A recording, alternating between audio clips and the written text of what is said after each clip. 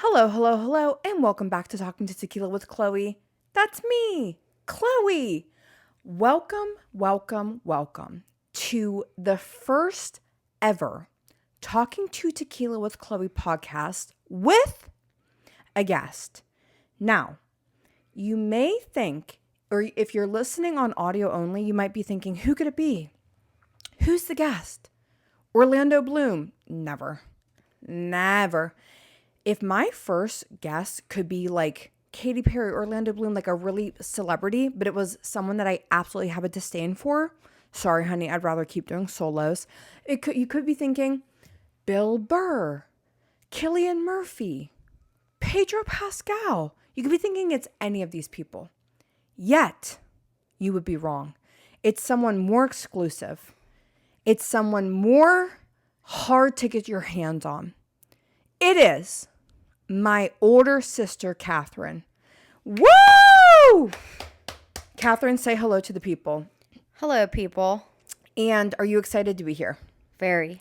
Okay. Now, you know that you're the first guest ever because you actually told me, if you ever have a guest on the podcast, I need to be your first guest. Do you remember that? Do you recall that? I do recall it. Okay. And what is the reasons that you were thinking you should be the number one first guest on this podcast? Because I helped make you, baby. Oh, wow. Oh, my God. And you said it with a little smoothness in your voice. Don't forget to project now. Look at your levels. Okay. You helped make me. That is quite...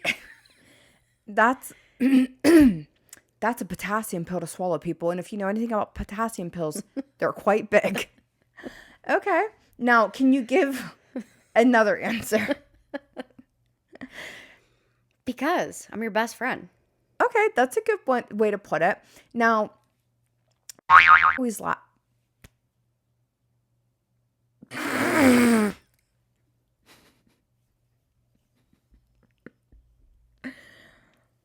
Now, I'm going to bleep that. We have started this podcast 3 times. The first time, a weight fell, and it sounded like an anvil fell. The second time, the recording just stopped. And I don't know why. And I think it was the devil. Actually, it could be this. What? The burnt toast theory. Okay, tell me. You don't know it? No. Never heard of it a day in my life. When the toast burns, but it's supposed to hold you up for a reason. Oh, like if you stepped outside 1 minute further, you would have got hit by a bus. Yes. Okay, listen, I'm going to level with you. When we were recording the second time, which we were 20 minutes deep, okay? I did think it was a little boring. I thought I was like, question, answer. Like, it wasn't us vibing. Do you know what I mean? Sure. So maybe this was meant to be. It's going to be a little bit more conversational. Now, this week, we have a very exciting week. We have some rapid fire questions. We're going to get to know Katherine a little bit. We have a little Tequila time, Sydney Sweeney's new American Eagle ad, the Devil Wears Prada 2 news, Euphoria news, and a little quiz on Trisha Paytas. And then, of course, politicking. Because if there's one person that's going to talk shit with me politic-wise, it's going to be my sister and also my boyfriend. Now, tell the guests a little bit about yourself, Katherine. You're a hairdresser. You're 16 years in the industry. Full disclosure, on our first recording, I said 12. She corrected me. Now I know it's 16. Steel trap. I'll never forget it. Tell the people a little bit about you. Your thoughts, your goals, your aspirations, your dreams, your hopes, your wishes, anything. Anything, even what kind of pudding you like. Anything that you feel like the people should know. Okay. I don't think we have all of our time available to us to tell you all my thoughts, goals, dreams, and aspirations. Okay. But we'll start with work. Okay. Yeah, I've been in the world of hair for 16 years. Yes. I've been a salon owner for 7.5. Yes. And it's great and terrible all at the same time. Okay. The world of entrepreneurship is not for the faint of heart. Yes. And but I have a great girl working with me. She's been with me for 6 years. Yes. This November. Yep. And she's fantastic. And she helps the ship, keep pulling in smoothly into the harbor. So I have no complaints there. And I mean, like, personal things? Yeah, like let's say for example, you know, we're different in the sense that I'm a little bit more city girl, you're a little bit more outdoorsy girl. You like to rent cabins, I like to rent hotel rooms. Maybe in a fun way, why don't you try to think of maybe 2 ways that we're similar and 2 ways that we're different, to kind of give the people a little bit more of a look into our similarities and our differences. Okay. Well, 2 ways that we're similar. We both like spicy things. That's true. Are you talking about actual food wise? Well, food and life, I guess. Okay. I mean, I'd say we like spicy things across the board. Okay. And we also both have brown hair. Now I have brown hair that's looking healthy. I did air dry my hair today, which I'm thinking in hindsight was a little bit of a mistake. I'm looking a little drab, but to be honest with you, I was trying to figure out how both of these microphones record at the same time, and it was honestly very stressful. You guys know if I ever make it in life, I'm still going to be pretty humble. I'm not going to be driving around a Jaguar. I'm not going to be wasting money on Chanel purses. But one thing I will do and take the full freaking backing of is maybe to hire a tech person. I would love just a little tech person here and get all this organized for me. And then I just record it. Like, it's very confusing and stressful to me sometimes, and my brain doesn't work good technology-wise. I did figure it out thanks to a YouTube video. Shout out YouTube, honest to God. But True. Okay, so now 2 ways that we're different. Wait, how did you say we were similar? What was the second one? We both have brown hair. Oh, right. And I got off on a tangent. Okay. Okay. Differences, well, that's pretty much as far as the eye can see. Okay. I mean, we are polar opposites. Yes. I'm not going to say oil and water because we actually do mix, so I'm not going to say that. But, like, if you want to know what I like, ask me if you don't like it. Yes. So I like city, you like camping. Well, I like cities too. Right. But is my preference the city? I mean, I guess depending on what I'm doing. Mm-hmm. But would I prefer to be like in the woods on the weekend? Yes, I'd prefer to be in the woods on the weekend. Now, I will have to admit, there was a short period of time. The mic is covering your mouth. No, it's covering your mouth. You look like a mouthless woman. It's like, where's that head game, girl? Like, there's no mouth available in sight for you.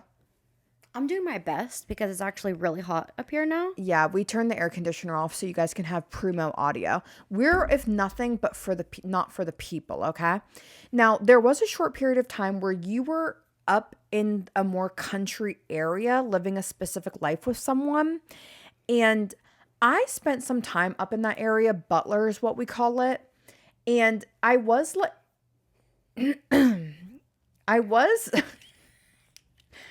I don't have another option. Okay. So.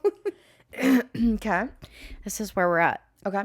I was out in those wood areas. Like, I was at a bonfire. I was outside with other outside stuff that happens outside. Not like crazily, but it was fun. I will have to admit, like, there was a time. Can we talk? Is there anything off limits with you? No. We can talk about your wedding? Oh, yeah. Okay. I don't care about that. So Katherine is a divorcee, which is really quite sexy and stunning. She married this woman, and although the marriage did not last, we don't need to get into the reasons why right now. There was a wedding in Butler. And it was literally the time of my life. It was like a bonfire. Katherine choked on a ravioli. I had to give her the Heimlich maneuver. Do you remember that? Yes. And was that exciting, thrilling, traumatizing, scary? How do you feel about choking on a ravioli? Beefaroni. Chef Boyardee. I'm a beefaroni girl. She's a ravioli girl. If anything, I think it was symbolic to the start of the marriage. I see. Yes. Okay, that makes perfect sense. But there was a bonfire at that wedding, which I thought was fabulous. I stayed around the bonfire all night long till 4 o'clock in the morning. Now, the fun thing about that is there's only been a few times that I've stayed up that late. Every single time's been in Butler. I don't know what that says. I don't know what the situation is. I don't know if people in more rural areas have a later time span to be out, but it was a little bit fun. That's the only thing I can say about the country. How did we start talking about my ex-wife? Ways that we were opposite. Because you said you like to be outside a little bit. Just a tiny, tiny, tiny little bit. I also went horseback riding last year, and that was also fun. Yeah. Yeah. Horseback riding is fun. Okay.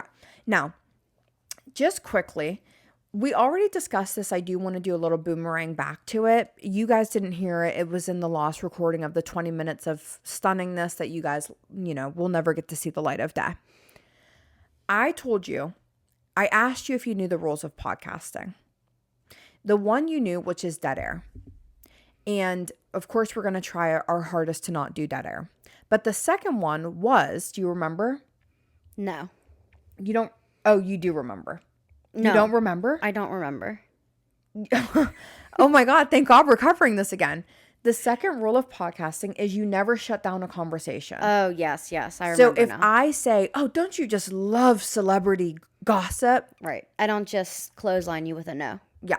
You go, well, I think with celebrity gossip. So just regular old conversation. Regular good old conversation. Now, the one thing I love about podcasting is people always say to me, I could never podcast. And I go, didn't we just talk for 2 hours? That's a podcast, baby. So actually, everyone podcasts every day. There's just not a microphone involved. Do you feel like that's accurate? No, I think some people talk about really boring things. Okay. And have pretty much no flow to a conversation. So I don't think everyone could podcast. Okay. But I do think most people probably could if they honed in on a certain subject. Actually, I take that back. There's something for everyone out there. So yes, everyone could be a podcaster because someone would probably find something interesting in what you're saying. Okay. I agree with that. I concur. Okay, now let's get into some rapid fire questions so you can get to know Katherine a little bit more. Okay. Would you rather fight a horse-sized duck or 100 duck-sized horses? A horse-sized duck. One horse-sized duck. Yeah. Okay, you think you could take it out? I think that I would have a better chance at that over 100 duck-sized horses. Really? Yeah. So think of a giant. Think of like that. Well, it's not a Jack giant and the though. Beans- I would not have no guess you're control. I would have no control over 100 duck-sized horses. Yeah, I guess that's true. But you could spin in a circle with your arms out and just get them that way. I don't think that's how that. I think I would try and go against the horse-sized duck. Okay, that's fine. This is your rapid fire. Now, I'm scared to ask this question because I already think I know the answer now. I wrote this originally before. As you know, there's been a huge group of male podcasters that are all of a sudden standing up against Trump. They're the ones that endorse them, and now all of a sudden they're like, hey guys, Trump might be bad. And we're like, yeah, we fucking know, bitch. Like, we fucking know. And also, you're fucking telling me? Like, we know. Well, to add to that, though, I would like to bring this perspective into it. Okay. While I understand the frustration, I'm actually just super happy that some people are waking up to the fact that there's like a wannabe dictator in the office. Right. Who has zero concern for the average American person. Right. And the people that backed him super hard and super loud, thankfully, are opening their eyes and saying, maybe we got it wrong. I mean, that's like what we're hoping for, right? That's best case scenario. Right. So, thank God. Yeah. It's the only thing that I wish in regard to that is some people are doing it in a way that it seems like they are waking up. And some people are doing it in a way where they're being very little patronizing bitches. For example, I wish I would have showed you this clip before we got started, but Andrew Scholes, who is a male podcaster who heavily influenced the election, in my opinion, The way he's saying it right now on his podcast is like very patronizing. He's like, Democrats, don't get distracted now. When they talk about Martin Luther King and they talk about this, I know racism's bad, but don't get distracted by that. Focus on the Epstein Files. Like, he's just being so annoying. But there are some people who are waking up, who are just discussing it in a more conversational way that is not so pompous and patronizing and ego inflated and narcissistic. Some of those people would be Theo Vaughn and Joe Rogan. Mm-hmm. So in the rapid fire question, between those two, who are you more, what's the word I want to say? Between those two that seemingly are now using their voice a little bit to help speak against, who versus the two are you more like, okay, I'm kind of tuning into their waking up a little bit more? Well, I haven't heard much of Theo Vaughn's waking up, so I can't fully speak to that. But here's what I'll say about Theo Vaughn. And I don't know how rapid fire this is, but I'll say things on both of them. Theo Vaughn, to me, and I say this in no derogatory manner, it's endearing in a way. He seems kind of like a lost little puppy, and he's inquisitive the way a child is inquisitive. Mm-hmm. And I mean, that's an endearing quality, and I'm glad that he feels that way. But, you know, I don't know. I mean, people listen to him, which is great, and I think he's hysterical, and I like that he's so genuinely curious about things and that he has this desire to know about things that he doesn't have much information on and wants to educate himself. I'm more willing right now to put a little more stock into Joe Rogan. Okay. And the way he's doing it, because, and again, I can speak more informatively on Joe Rogan because he's who I've listened to recently a little bit. Mm-hmm. Since he's been turning the tide. Yes. So I you're not a Joe Rogan fan. No, I can't speak on him prior to 2 months ago. Right. You know, in the way he podcasted, I had heard snippets. I'd heard things about him. I'd heard the way he spoke. I was not a fan. Right.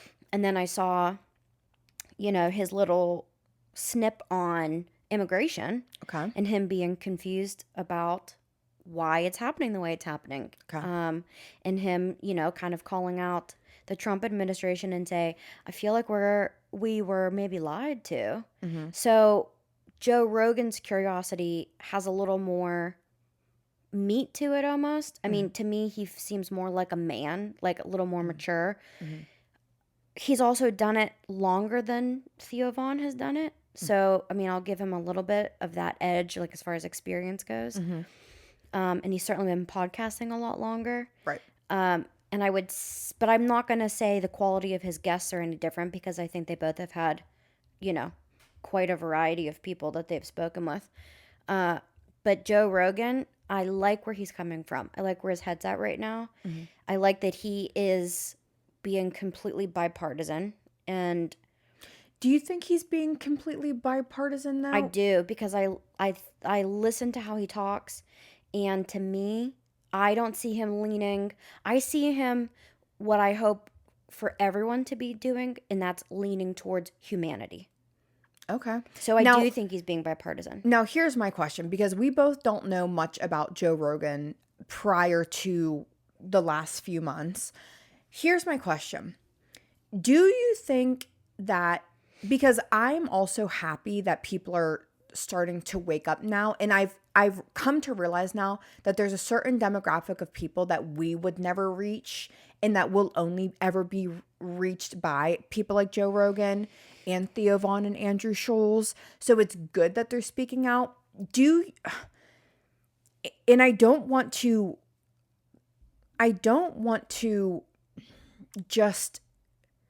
focus on things that don't really matter. So we're having some audio issues.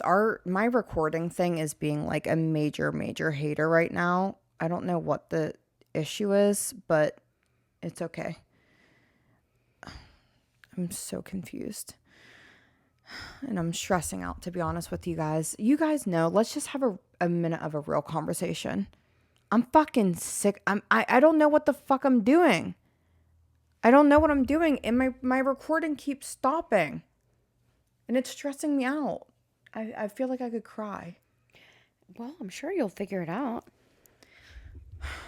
So, You figure everything else out. yeah, but now, like, even when it's recording, I, like, can't see my little stopper, like, unless I move it. I'm gonna cry, I think. Well, it's okay. You can cry. Okay. Like, it's like I can't even see it now when it's going. Like, What do you mean? You can't like see when that? it comes off the screen, it's gonna just, like, keep going unless I scroll through. Does that matter, though? Yeah, because what if it stops again? We won't know. I saw it on the timestamp that it stopped. That's how I saw it. Okay, let's try to get back to stupid Joe Rogan. See, now this is what happens. I get in a bad mood and I start being like, that fucking bitch, like, but it's like, okay. So I guess what I was trying to say is I don't want to focus on, we can't go back in time, but there's a little bit of a part of me that I'm like, you grown ass men, you literal grown men that knew you had 50 million listeners every week. Now you're waking up, like, this sexual assault allegations didn't wake you up. Like, this didn't wake you up. That didn't wake you up. Like, his blatant racism didn't wake you up. Like, so while I'm appreciative that they're waking up now and speaking out against it, there is a part of me that I feel like I would so appreciate them just, like, literally apologizing. And I know that that's doesn't really matter or mean much, but to me, like, I feel like that, like, sorry guys, we fucking screwed the pooch and now we're gonna pay for it, and, like, let's at least try to right our wrongs. Just something like that, because we knew who this man was. Like, what do you mean you're confused how immigration was gonna happen? How did you think it was gonna happen? So here's where you and I differ. Mm-hmm. While I agree with you, Mm-hmm. right? Like, my super emotional side, Right. and, like, kind of like carnal human side says, like, literally, what the F? Right. But I have a lot of people in my life who are Trump supporters. Right. And it's been an interesting road to navigate. But Brene Brown says something, and she says it's hard to hate someone when they're 6 feet in front of you. And I like it because, I mean, if you don't know who Brene Brown is, Google her, look her up. She's literally the doctor of people. I mean, she's incredible. What's the doctor of people mean? I mean, she has, like, a PhD in, I don't know what, but, like, human relationships. Oh, okay. So when everyone's like, I wish I had a guidebook to life, I'm like, they're out there. Brene Brown has written them. Okay. And you see people in real time, and I know this is where I come into a crossroads with people in my life and friends that I have who sit on this side and who sit on this side. So you have the left that's really mad at the right and the right that's really mad at the left. Mm-hmm. And we're not finding an intersection. And unfortunately, a lot of people need to have something hit their doorstep to find empathy. I mean, it's a huge bummer, but it's just the facts of life. Right. And while I think that we should, in maybe future times, like, teach empathy and teach why it's important and teach a way to connect to it, we right now have people who were just enchanted by it. And let's not say Donald Trump, he's not the start of it. He was kind of the catalyst to it, though. Yeah. And there's so many years leading up to it where the American government, I mean, everything has just failed the people so badly that you have people. Inflation, we'll start with inflation. I'll make it, like, as quick as I can. Mm-hmm. We'll start with inflation. You have people now, I just read a thing that said, in order for us to live now, how, like, our grandparents were living or parents were living, minimum wage would have to be at $66 an hour. Right. Minimum wage. Right. Which is, in most states, still sitting around $7 an hour. Right. I mean, let's not talk about Boston and New York City and California and places like that, but the average American minimum wage is $7-ish an hour. Right. So look at that. I mean, that's a huge discrepancy between those two numbers. Right. So you have people who are like, fighting for everything. They're fighting to pay their bills. They're fighting to connect to people. They're fighting to not be overwhelmed and overconsumed. They're fighting for everything. So you have years of that. And here comes this guy. And for some reason, being like a loud jerk seems to be synonymous with truth telling, which is not the case at all. Right. Just because you're a loud jerk doesn't mean you're telling the truth. It just means you're the squeaky wheel. Right. And right now, I mean, it made more sense to me in the first election with him for people to be so on board with him. I will say I saw a very large amount of people who were and are Trump supporters who were much more disheartened, disenchanted by him this time around, but still our options were Biden and Kamala, you know, and I mean, I think that was just like a massive mistake on the DNC's part because it just was. Right. You know? An old guy who they should have age limits on what you can even, should even be able to run for office. And then the opposite is they didn't allow a primary for people to pick who they would have voted for. Well, and frankly, the only way Kamala would have been like a somewhat viable candidate is if she went on stage and said, we really messed it up with Joe. Like, we just totally messed it up. She would have had to take such a strong stance against him because we're coming off the heels of a pandemic. We're coming off the heels of what I think was not a great 4-year presidency with Donald Trump. I'm not saying he did nothing, but like, I don't think he did a ton. I mean, I saw some maybe potential quote unquote benefits slightly as a business Wait, Donald owner. Trump or Joe Biden? Donald Trump. Oh, okay. So he kind of set up between COVID, the world shutting down, and Donald Trump. Right. He actually didn't set Joe Biden up for a great economy. Right. And a lot of factors played into that. And so I can see it's not implausible for me to like not understand where people fell for it. But this time around, I mean, I just sit here and say, there comes a point in time where like, I'm very confused how your money and your retirement takes precedence over people.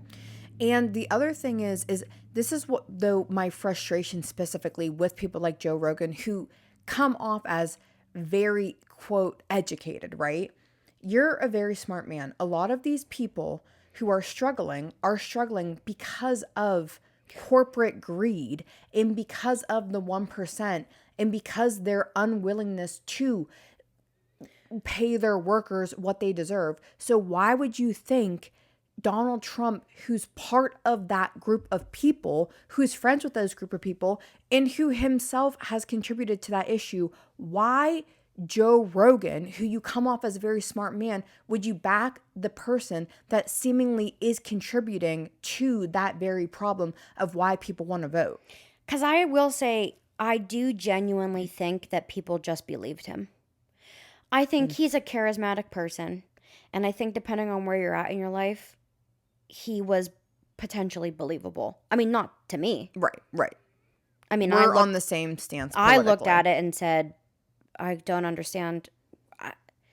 How are you not seeing the big picture here? Right. I mean, how is like one, it's like he's dangling like one little half bitten carrot in front of you. Right. And said, well, don't worry about all this stuff burning in the field. Here's this half bitten carrot. Right. And for some reason, that half bitten carrot was appealing. But I think that still speaks volumes as to where the country is. Right. You Absolutely. know? I mean, how far it's fallen. Right. And it's in really the most, every day is worse and worse. And to speak on, it makes me curious. I almost want to go back and listen to some of his episodes from like the past, because Joe Rogan's stance, from what I'm picking up, at least right now, I don't know if it's always been this way. I could do some research and like listen to some things to find out. Don't bother.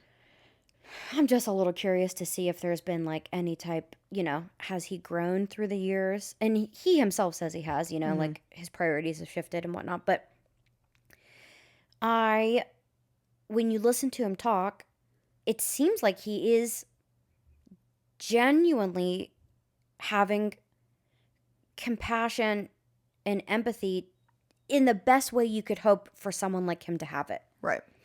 And while it's not the way I would say things and it's not the way I would frame things and view things, I think as someone like him, because we'll just like call out the elephant in the room. Mm-hmm. Well-to-do white men Mm-hmm. don't really understand certain problems in the world. Right. And I'm not saying it's their fault or it's not their fault. But like, if you've never had your back against the wall a certain way, the way some type of minority has, Mm-hmm. I mean, how would you really know? I mean, again, that's where the empathy plays into a Right. role. But like, Right. I can only understand so much. I'm not a black woman. I'm not a gay man. I'm not, you know, a deeply, deeply marginalized person. I'm not physically disabled. Mm-hmm. Like, I can understand a little bit what those feelings would be like, but Mm-hmm. I can't fully understand it, Right. you know? And it's right now, I'm happy to see a shift in the thinking. Do I Right. wish it were faster? Yes. Do I wish it were like more blatant? Yes. Yeah. But what we could hope for is that more people start to sit there and switch up their thinking and Right. say, wait a minute, something about this is not adding up. Right. And, you know, not that I want to put this out into the world, because I do think, I think that the more we start to uprise, the more they are going to start to say, oh no. Mm-hmm. But I'll still say it on there. Be careful now, because I can't afford a lawsuit. You gotta watch it, girl. Don't say anything. At the end of the day, don't say anything that's gonna send any government officials to my front door, please. At the end of the day, the number between us and them, Right. and when I say us and them, like Joe Rogan is saying, top and bottom. Right. The number is astronomically, world-changingly different. It's like how many people are in the world? If there's 7,100,000,000 people, 7 billion of them are poor, and 100 are not. You know what I mean? Yeah, I mean, I just think that I think that there's a possibility for enough people to start to wake up, especially because it is going to start to touch the average Right. American. I Right. mean, we're a lot closer to it than we think. Mm-hmm. AI, as Joe Rogan likes to point out, is like sweeping the nation Right. in a way that I think is going to be way more detrimental than we realize. And I mean, he talks about, you know, so many jobs being replaced by Right. AI, and then what? And then what? Yeah. I You have know? a huge pit in my stomach about.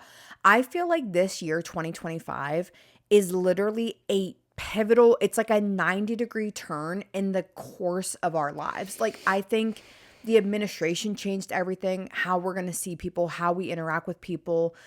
Like AI, to me, it feels like we are crossing a point of no return in this year, where even if we make it through this administration and there gets to be another election and the 2026 elections happen, and a Democrat is put in office the next election, or it just even not even a psychotic Republican, which I don't see how that's possible, but whatever, because it's probably going to be JD Vance as the head to run for the Republican side. Yeah, I don't know how far JD Vance will go, though. I don't either, but I just feel like He's not overly liked, and I know, but I think the billionaires have hooked into him, and they will make him the person. Like, they know that he's game for what their anticipated goals are. True. And not to give the Republican Party like a leg up, but if you want to get somewhere, I actually wouldn't use JD Vance. Yeah, because he's a kind of like a loser. I just don't think he's going to get anywhere. Yeah. Okay, so let's pivot off of that heavy rapid fire, which took 25 minutes. By rapid fire, we actually just mean a really slow crawl through molasses Yes, in 98-degree weather. of a topic, absolutely. Taylor Swift or Demi Lovato? Ah, I know. for what? To marry, to live with, to be best friends with? Vaguely, you just have to pick one. I know. I picked her two tops, basically. I'd still would have to pick Taylor. Okay. Perfect. Because Demi actually is more of like someone I would want to embody physically. Okay. Have you been seeing Demi lately? She's a little thin for my liking. Oh. She's not media trained. We're not really commenting on people's bodies too much. But there seems to be what I like to call... I mean, good for her if she's happy and healthy. I thought Demi's body was very beautiful with her curves. Yeah, I understand what you're saying. It's out of more concern and not concern, but no, not just, concern. Okay. I mean, if that's her prerogative, good, good on Okay, her. I'm okay. not here to tell her what to do with herself. Right. I am thinking more, I've noticed with Demi, it seems to be what I have thought in my mind as like, almost like a Stepford glaze. Like, I feel like I'm not, even though she's posting on social media, which would inherently make you think that you're getting to know her more, it comes off as very like glazed over, like a forward presenting. I've never really felt like, so I feel like I'm not like, so now I can feel have like a I don't backup. know this woman on my screen. So now I can have a backup to the answer. Okay. Taylor Swift, unequivocally. Okay. Because Demi Lovato, while I think she is stunningly beautiful, and people have compared me to her many times. Okay. I don't feel as though I know her in the slightest. Okay. Whereas Taylor Swift, she's an open book. Yeah. Love it or hate it, but Demi did her like back to back what's it called when you like record yourself? It's not an interview. Like a behind the scenes, a documentary. She did documentaries. Okay.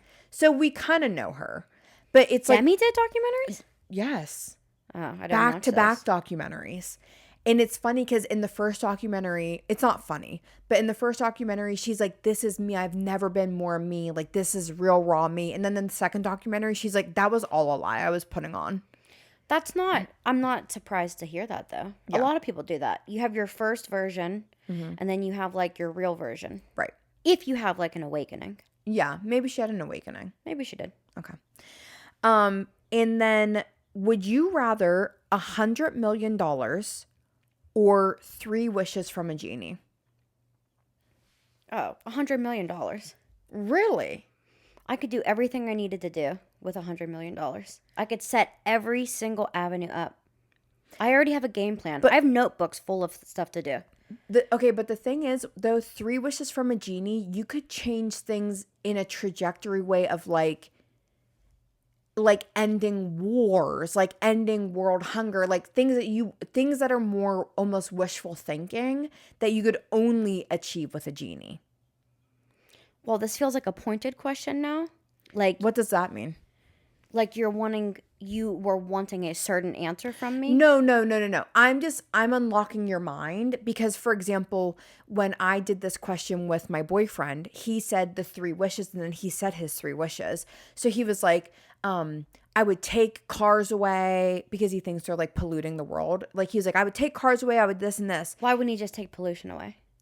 So exactly, it spawned a whole nother conversation where then I said something very specifically where I was like, okay, your mom has to go to the hospital. She's 50 miles away from the nearest hospital and you've just taken away all modes of transportation. We're walking her there. And like, it just unlocks your mind more to, yeah, you had your 3 wishes, but those inherently trickle down to other things. So that's why I still think I would choose the $100 million because where's the limit? To me, that's like you're opening Pandora's box with 3 wishes because it's like wanting an alternate universe and then you get to the alternate universe and you're like, oh no, I shouldn't have wished for that thing. Right. That to me plays a little bit too into like omnipotency. I'm not into that. What the hell is omnipotency? I don't know if omnipotency is a real word, but omnipotent is. And omnipotence. Okay, what's omnipotence? I do have a segment. All powerful. I do have a segment word of the day. So our segment, our word of the day is omnipotent. What is it? Omnipotent. Omnipotent. Yeah. Which is meaning all powerful. Yeah. Interesting. I mean, it's like God. God's omnipotent. Okay. Okay, I'll dig it. Is space omnipotent? Omnipotent? It's O-M. Omnipotent? I think the only title for omnipotent would probably be God. Oh. Is that like a Bible thing you learned? Like, is that from is it in the Bible? Is that how you know the word? I just know the word because of vocabulary. Gotcha. Okay. All right. Now, last rapid fire question, then we're going to get into tequila time, which is tequila time is where we sip the tea. We talk tea with me. Okay. What is your favorite podcast? That's not a trick question. I'm not saying me. I want to know because podcasting is such a personal thing. Some people love it. Like for me right now, I only have 5 podcasts in my podcast rotation and I'm only actively listening to 2. That's how personal. I am only currently listening to the Taylor Strucker Show and the Mark Maron podcast. I have 3 other podcasts downloaded. I am not listening to them. Podcasts are very, very personal. You need to like someone's cadence. You need to like their voice. You need to like their topics. So for me, like while I love Bill Burr, I don't listen to his podcast because for Bill Burr, I just can't dive into his podcast unless he has a guest on or if he's a guest of someone else's podcast, I listen to it because I like the rapport of him with another person. But with him just talking, that to me, I can't dive into. So I'm asking you truly, don't say mine because I know it's not true. What is your favorite podcast? I want the people to get to know who you are. Well, I feel as though that's a hard question to answer. Okay. So I'll answer it. It's easy. No. Okay. I'll answer it the way I would answer it. Okay. There's 2. It's got to be 2. Okay. I can't say one favorite because there's 2 versions of me.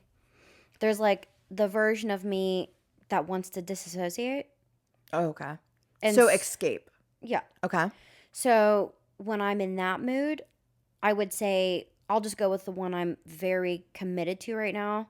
And it's been a journey to get like tied up with them because at first I didn't really like them. Okay.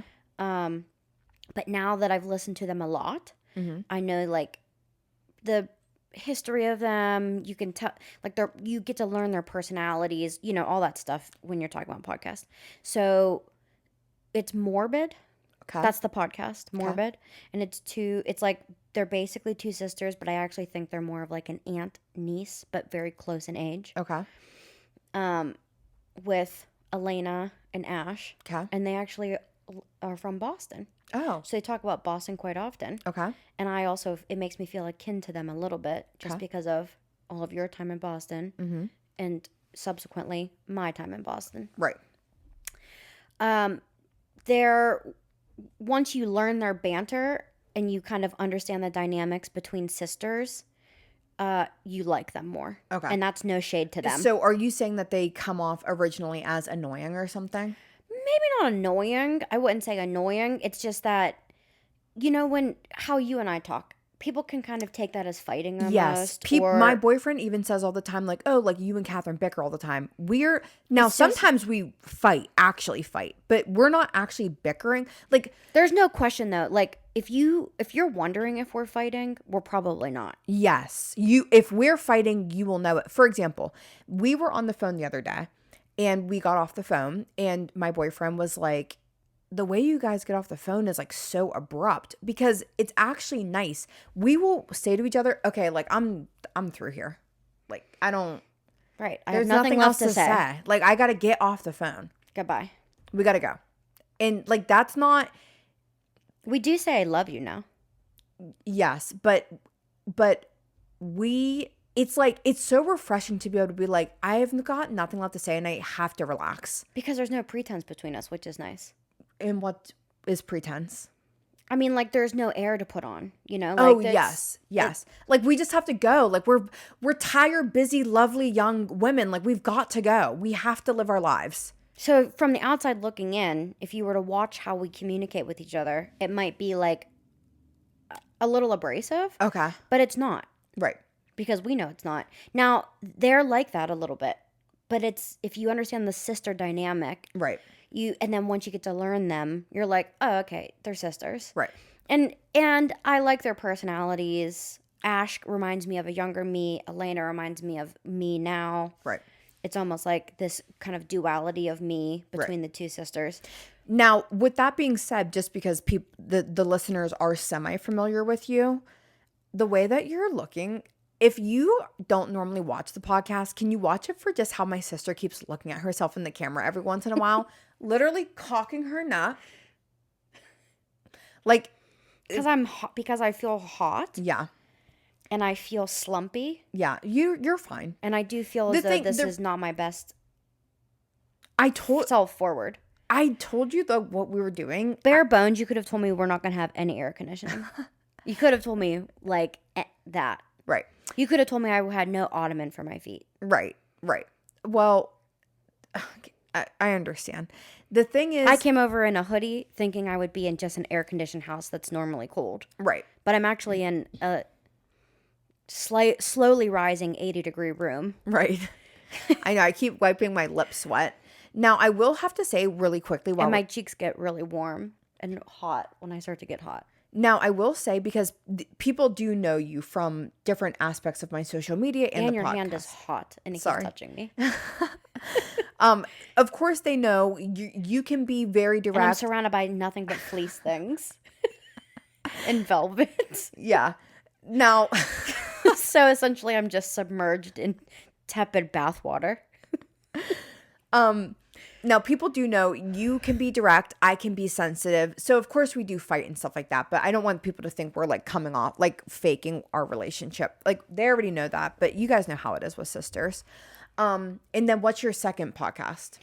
My second favorite podcast would be, even though she's not made any uploads in a very long time. Oh. It's Brene Brown, Unlocking Us. Okay. I don't know anything about that. That's great. Let's move on to Tequila time. Mm-hmm. Okay. Okay, now we're getting started with Tequila time. Ratatatatata. Ratatatata. Ratatatatata. Ratatatata.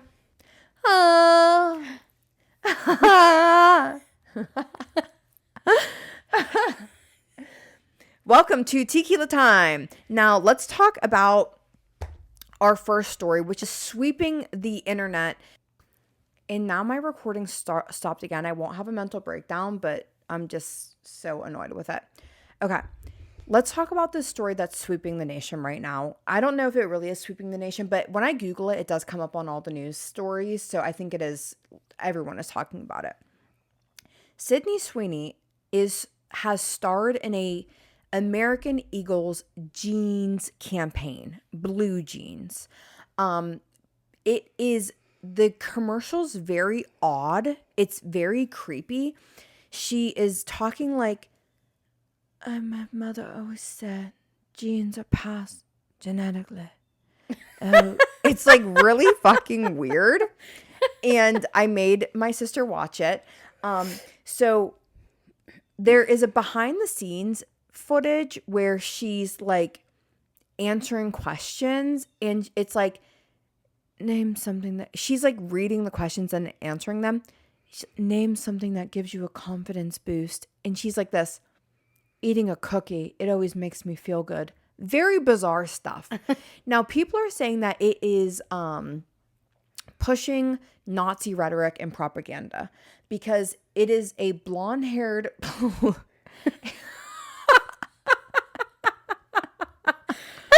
Wow. It is a blonde-haired, blue-eyed girl saying that jeans are, the slogan is Sydney Sweeney has good genes. And it's supposed to be a double entendre of blue jeans that she has on, but also she has good genes, her genes, which is that blonde-haired, blue-eyed girl. In this current political climate, I can see it. I see people's drawing of a conclusion to that. Let's talk about it in totality. the commercial itself, the weirdness, the weird, very low, breathy talking, the controversy of whether or not it really is pushing a subliminal Nazi propaganda. In general, what are your thoughts on this, Katherine? I'm actually flabbergasted by that. The conclusion being drawn. Yes. While I felt wildly uncomfortable watching the commercial, I don't think there is any version of my brain that would have gone down the road of Nazism. Okay. I just think that's A leap. stretch is not even the word. I Okay. mean, that's crazy to me. Now, to play devil's advocate, because when I did first see it, honestly, in my mind too, I a little bit was like, I think they were more playing on that she's beautiful, not necessarily like the blonde hair, blue eyed. Do I think it helps that she's blonde hair, blue eyed? No. Now, to play devil's advocate, I guess, is there a world, and you guys know I love American Eagle, so if for this to all work, American Eagle would have to be in on it, right? Is there a world where the elite of the elite, the rich of the rich, really are starting to do this subliminal? I mean, that is what propaganda is. It is like that low key, you don't even know your mind is being warped, but it is being warped. Like, is there a world that in which you could see they are starting to try to plant the blonde-haired, blue-eyed, that's good. That is the good thing. Because there already is, right, a war on difference in this country right now. So I think it was very poor. I think it was very poorly timed. I think in this day and age, when you're making that type of advertisement and they're waging a war on trans, LGBTQ, they just shut down the LGBTQ hotline. They're literally able to profile Hispanics and Latinos, literally just based on what you look like and stop you. Do I think it was the best phrasing or the best use of advertisement right now? Probably not. I would think that from a brand like American Eagle, I would be shocked to have that type of... I mean, American Eagle, like, first of all, blonde hair, blue-eyed has always taken precedence over anything. It's always been like what people think is. Beauty has always been the number one, quote-unquote important thing put onto us no matter what. Right. I mean, there's only a very small amount of time where we've had this kind of body positive, which has swung in many weird directions, on the docket. Right. And so to me, look at who's still takes... I've seen Sydney Sweeney as an actress. I don't think she's exceptionally good. She's not. She's Sabrina not. Carpenter, she's sweeping the nation. I don't think she sings better than Adele, Beyonce. No. Oh, even less than I don't think has any type of like overly talented voice. Right. Like, there's people that just fit the role. Now, speaking of that, because another conversation coming up from this American Eagle ad is the kind of laying on the floor, semi gyrating to get your pants buttoned. People are also saying like the over sexualization is just so tired and played out. I think American Eagle was trying to go a little bit more like Levi jeans, like a little bit more adult. But it's the same way where what was it, the Whopper commercial that came out with Jessica Simpson where she was like eating the Whopper and like humping a car? Yeah, something like that. Like, it's just so tired. Well, sure, but I don't see how that's going to change. Sex, quote unquote, has always sold. Right. But in general, the commercial, it was Do just... I think it could have gone way better than that? Yeah, I don't know who sat around a round table and said, let's have Sydney Sweeney have a weird voice. Right. That sounds the like voice is the so witch bizarre. in the Bell Witch movie. Yeah. What's the Bell Witch movie? It's called the Bell Witch. Oh, okay. And voice of like the devil, aka the witch or whatever it's supposed to embody, is like very Like that? yeah, it's kind of like that. Oh my God. It was like creepy almost. It was uncomfortable. It made me want to not watch scary movies for 2 years. Now, have you heard that Sydney Sweeney is being backed by Jeff Bezos for a lingerie line? Bezos. That's not surprising to me because Jeff Bezos is a creep. Yeah. Allegedly, in her opinion, he is a creep. I don't think it's allegedly. Well, for legal reasons, allegedly, in her opinion. Okay, sure. Allegedly, in my opinion. Yes. Yeah. So it's just, the whole thing is weird. Somehow someone decided Sydney Sweeney was that girl. It's so annoying because America's sweetheart of an actress 10 years ago was Jennifer Lawrence, who was like charming, relatable, down to earth. And then for some reason, it always gets assigned to like the next big star coming up. And for it to go from Jennifer Lawrence to Sydney Sweeney is such an abysmal disappointment. But think because about Sydney Sweeney comes off as one of the most inauthentic, pompous, like undeserving actresses in recent history. I don't know enough about her to say any of those things, but I do think that it's always the same type of person. Prototype. Though. It's just fill in the blank, fill in the blank, right. Fill in the blank. I mean, you know, it's always the same type of person. Yeah, and it's predictable. Yeah, I mean, look at America's sexiest, or, you know, world's sexiest man. What is it? People's. Yeah. So it's like always like a Brad Pitt. Yeah. I mean, maybe 1 year it was like Idris Elba, but like, although they've had a few that are total curveballs where you're like, sexiest man, according to who? You know what I mean? Well, that's what I mean though. But like, that's what I mean. Get like a statement on what women really find sexy, right? And it's not like this kind of untouchable figure, right? I mean, most women find humor and relatability sexy. Well, the thing is I actually do think people have recently switched, and they have had some people that are like a little bit more comedic, and it's been like hella controversial. Like who? Look it up on your phone. I can't. My phone's not with me. You look it up while I start to read the next story, okay? The Devil Wears Prada 2 filming has officially begun. It has a release date marked for May 1st, 2026. And so far, it's Anne Hathaway, Meryl Streep, Emily Blunt, Stanley Tucci, newcomers Justin Theroux, Jennifer Aniston's ex. Oh. Now, there are rumors that that Cillian Murphy. Oh, John Krasinski. Yes. See, that's like a little bit more. I mean, he's funny. That's a little bit more kind of. They're trying to like, and also it was Blake Shelton 1 year, so they're trying to make it a little bit more. Oh, Paul Rudd. How did I miss that one? And like, so you know, I'm just saying that they have had some people that are a little bit. I guess they've had a little variety. Yeah. Okay.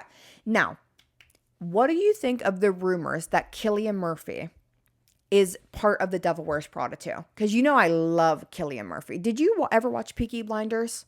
Yeah, a little bit. Okay. What do you think about that? Yeah, I could see his personality being in that movie. It's a movie about models. Yeah, and he's very model-esque. Well, yes, and he also does a good job at coming off like he doesn't care about anything. Very like aloof and like kind of frigid. I don't know if I'd say aloof and frigid, but he has kind of that. How would you describe Cillian Murphy? Not aloof. That's how I would describe. You've never seen him in the interviews where he's like this?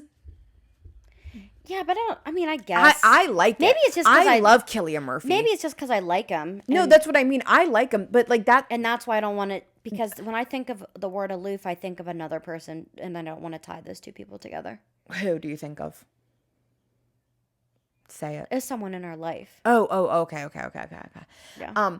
Yeah, no. It's not in a negative way. It's just people describe him in that way. Right. Okay. Yeah, I'm thrilled. If Cillian Murphy's in The Devil Wears Prada 2, it'll be the only thing that makes me go see it. For years... Justin Theroux, though, in it... I can see that, too, though. He plays, like, one type well, and I'm not into it.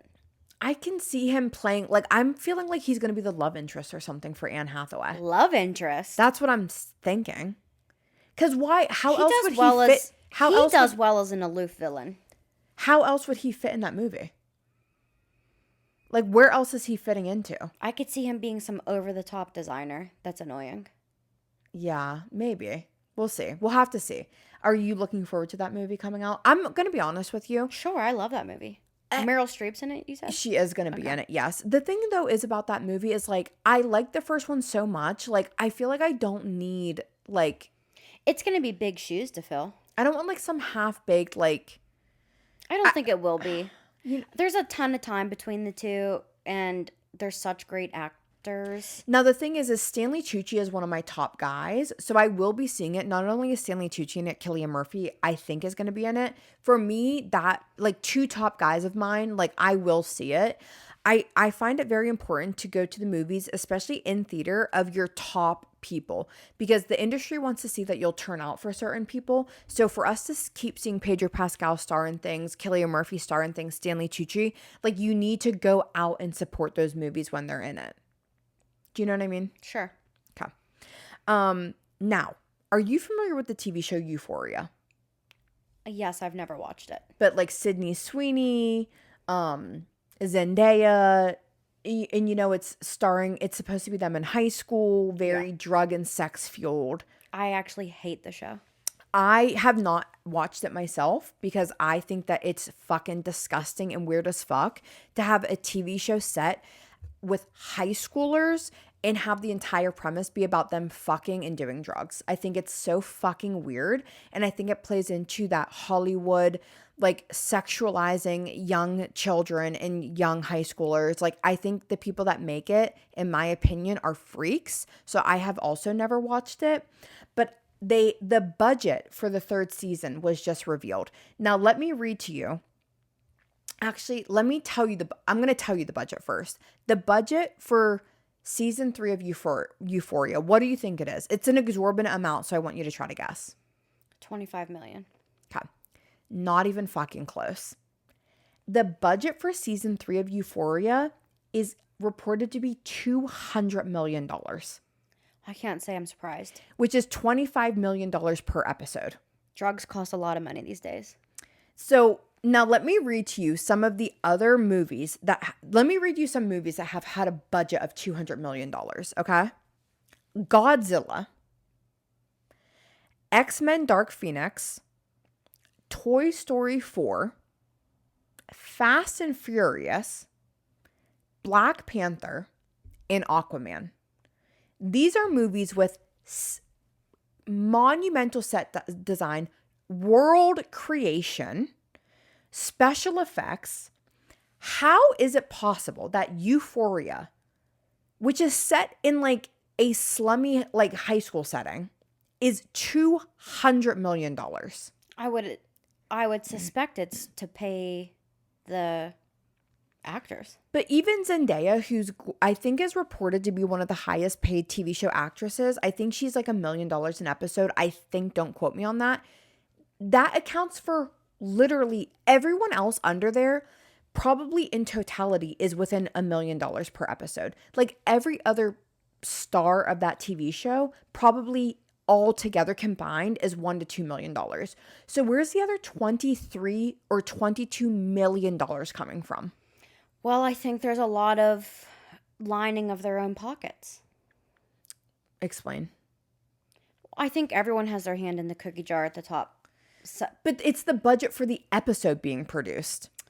right, just like insurance costs as much as it does, and certain drugs in the pharmacy cost as much as it does. Well, why is it they cost X amount of dollars in Canada and X amount of dollars in the United States? Oh, so Why is it they cost X amount of dollars at Rite Aid and X amount of dollars at Giant Eagle? So when it's the same exact you're drug? thinking more conspiracy based.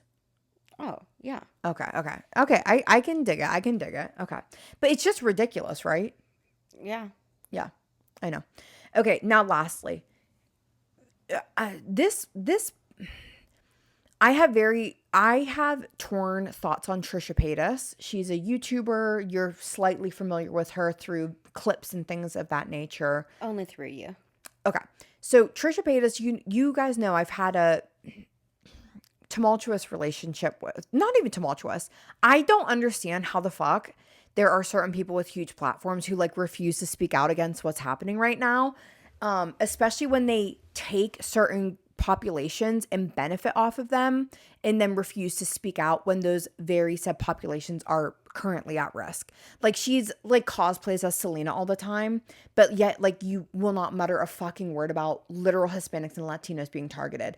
Now, I'll tell you why. Because people care more about money than Right. they care about standing up for people. right.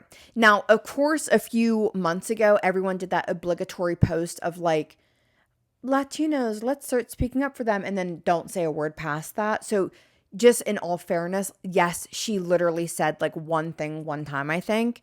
But to me, that's still pathetic. Now, that's not why I'm bringing her up. I'm bringing her up because I want to tell you she just had a third baby. And I want to tell you what she named the baby. Do you know? No. Okay.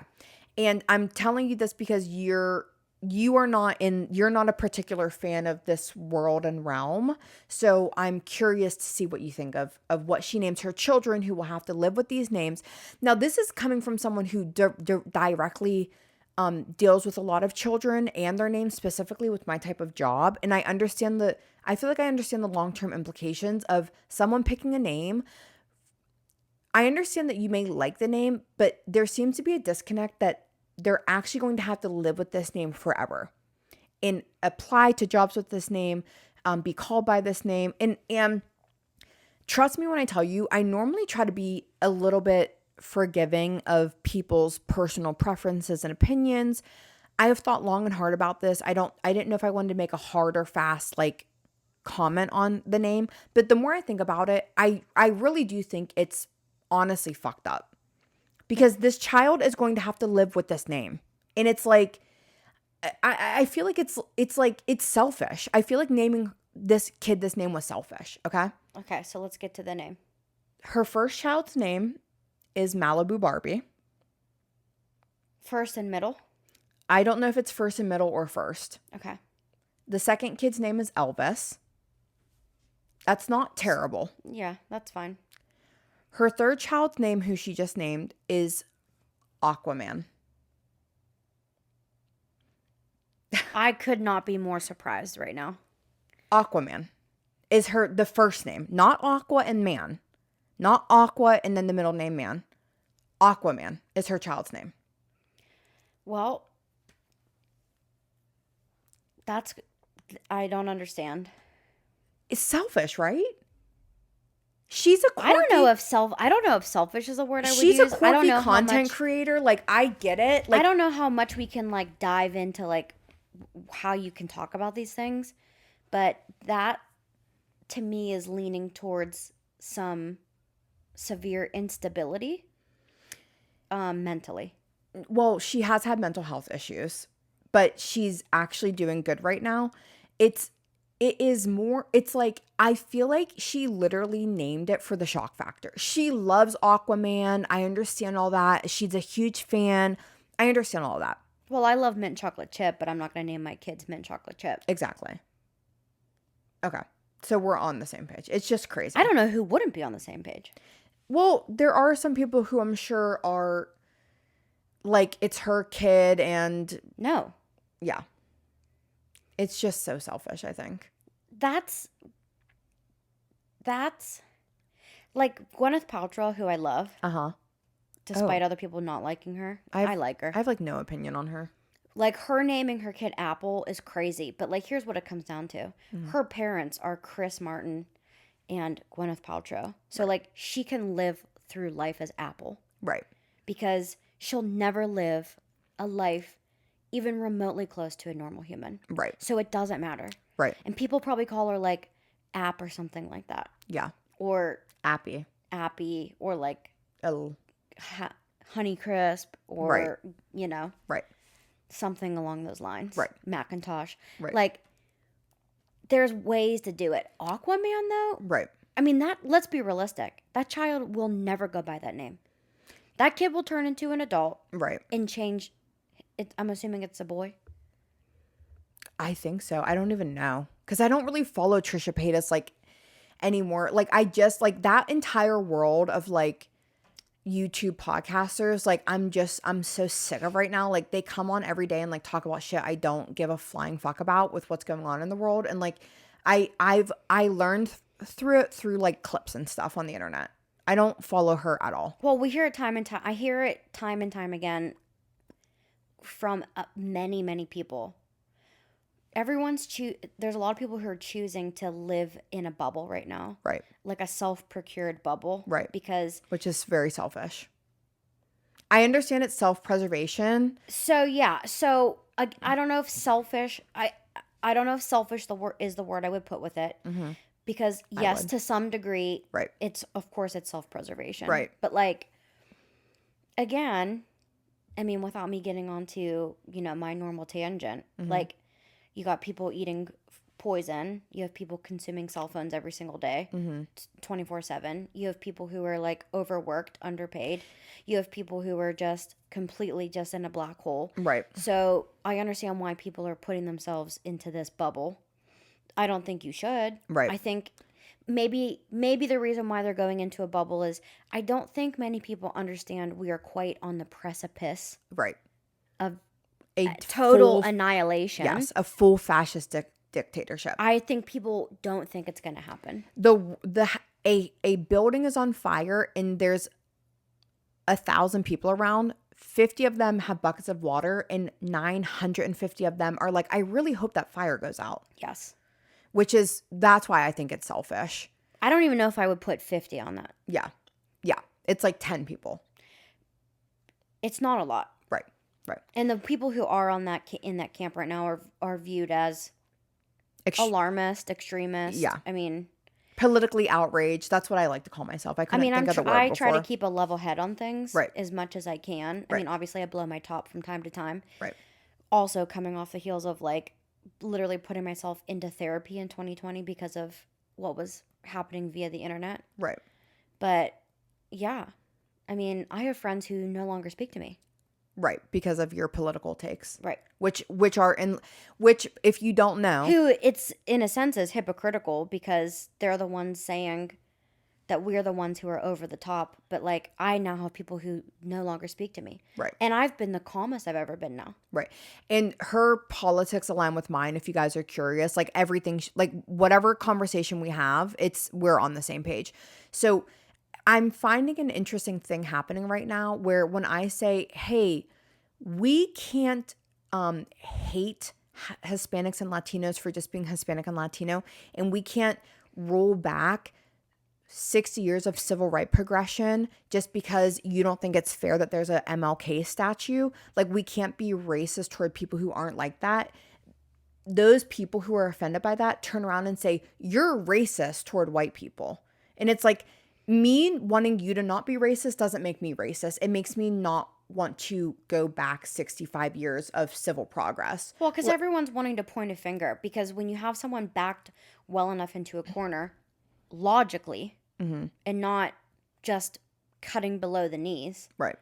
Then they have nothing left to say other than you're this or you're that, and you start having, like, personal attacks on you. Right, right.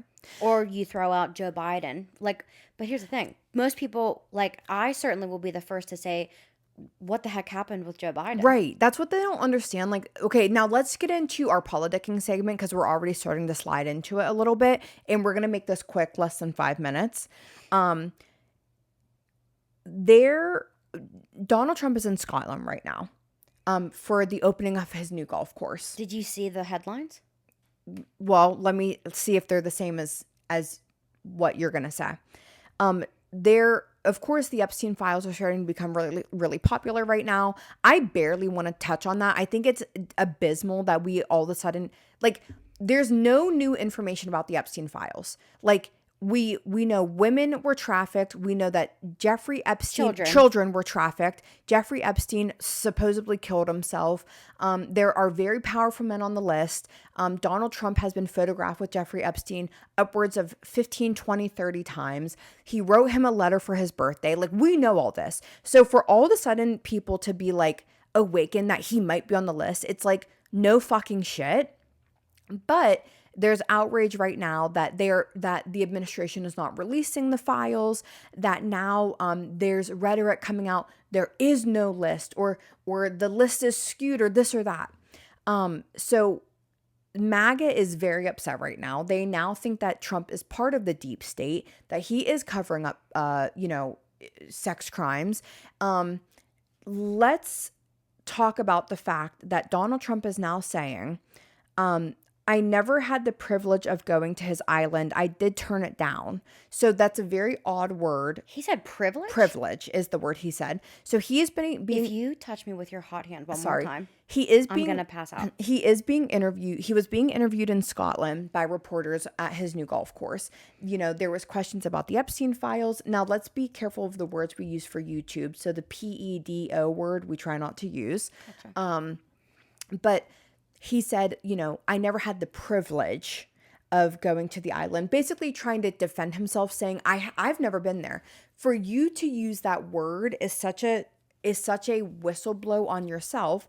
And then secondly, he said, we don't even need a whistleblow. He literally is photographed with him umpteen times. Right.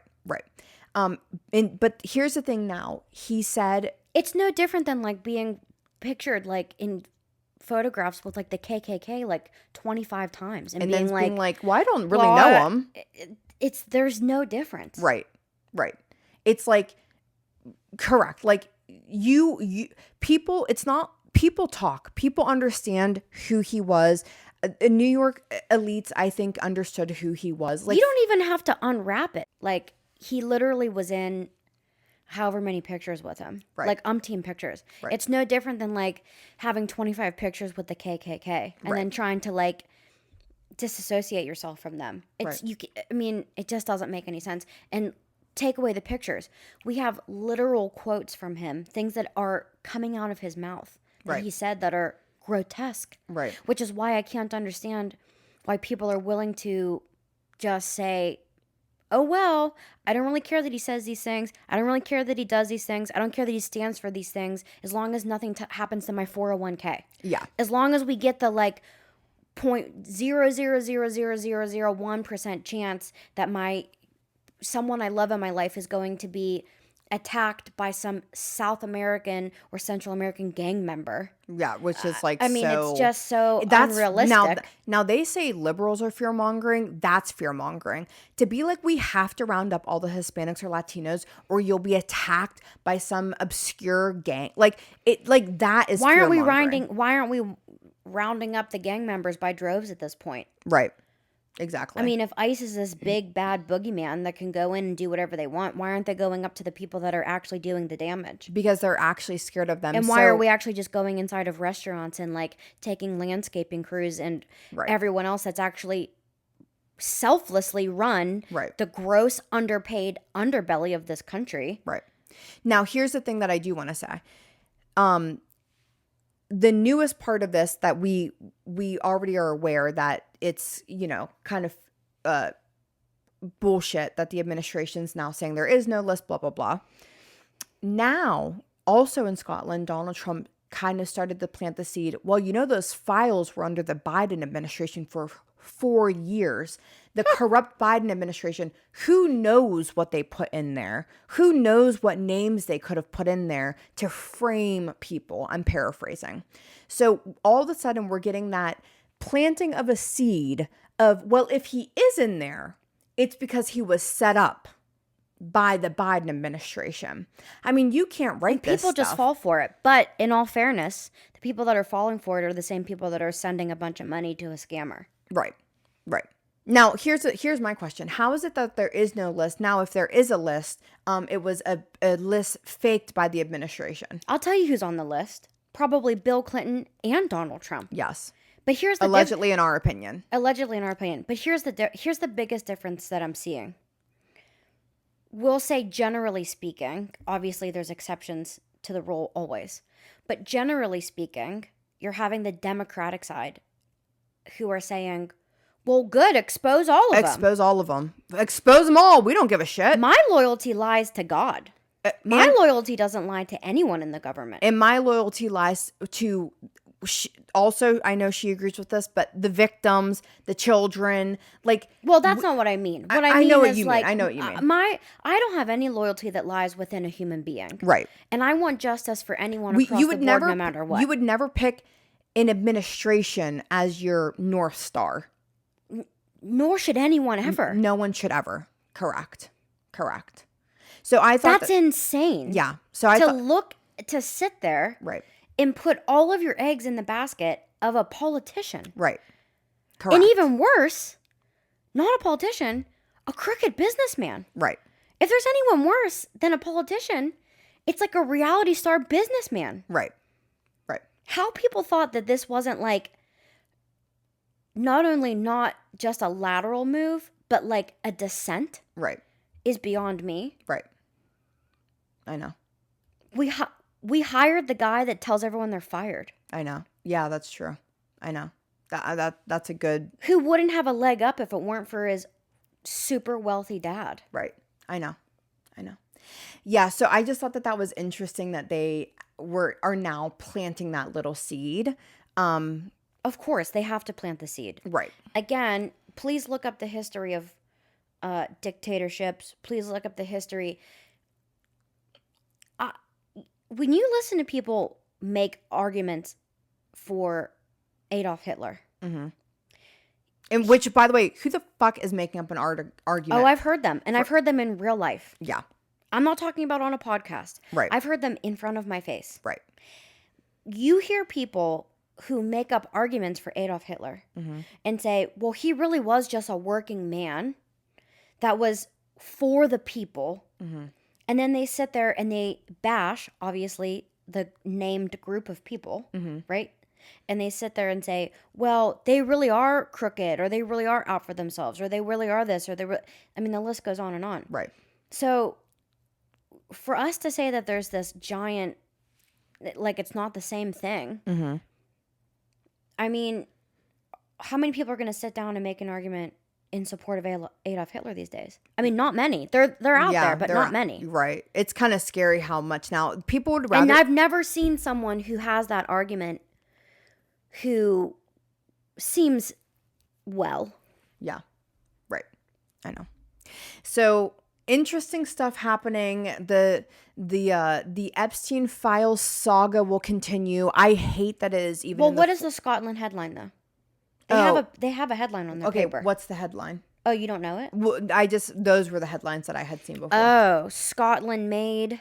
Oh yeah. Scotland had a thing put out that said, I'm surprised that he's even having a golf course open there. It seems like no one wants him there. No one.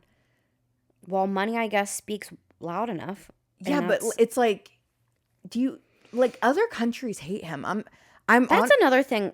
That's another thing that It's not like America where people are MAGA minded. Like, who is going to his Scotland golf course? I don't know. And also, why do we have, again, why is he allowed to do these ventures while he's the president? There are no rules anymore. Over and over and over and over again, we see a self-serving, egotistical maniac. Yeah. Who is just out for himself and his own money. Yeah. There are no rules anymore. I'm not seeing it pop up, but I saw something that said, like, a pedophile's coming here, like. Oh, we try not to say that. Oh, sorry. YouTube. That's okay. Maybe they said it's something else. Yeah, I saw the headlines too, and it's like a big scary picture of his eyes. Are you just gonna bleep that? I don't know what's going to happen right now. This podcast is an absolute disaster. I'm glad the first podcast guest I ever had was my sister and not Bill Burr. He would have pissed on my face by now and told me to get the fuck out of here. Maybe. Maybe not. I don't know. I'm going to have Bill to try Burr to seems like a nice guy. Yeah, I know. But he just would have been like, what the fuck is going on here? He probably would have made you laugh. Yeah, I know. One day I'll have Bill Burr on my podcast. Okay, we are going to wrap up this week's Chic C'est La Vie. Ça va, ça va, ça va, ça va. Chic C'est La Vie. Ça va, ça va. Chic C'est La Vie. Ça va, ça va. Is my friend Jordan's parents.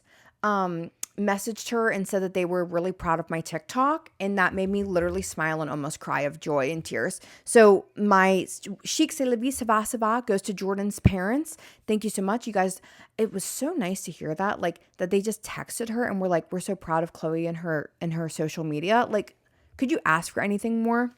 Now, like, share, subscribe, mention, anything helps. Thank you so much. And I know that this was an interesting semi-rough episode as we were trying to work through having a guest on for the first time. Hopefully there's a video version to this. I'm going to have to try to sync 3 or 4 different audio sound clips to it, which is going to be very daunting. But Katherine, thank you for coming on and being my first guest. You did a great job. We honestly ran longer. This might be my longest podcast to date. But anything you want to say to the listeners and viewers? Well, thanks, Chloe, for having me on. I appreciate it. I do also say I'm very proud of your stance, and I'm very proud of the things that you are saying and doing.